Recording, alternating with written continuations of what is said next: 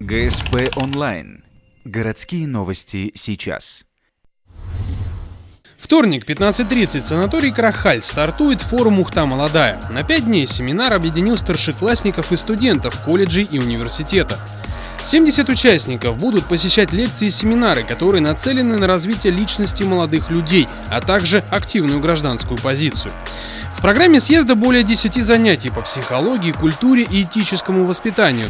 Среди них немало игровых, например, Гёссе или попросту мафия.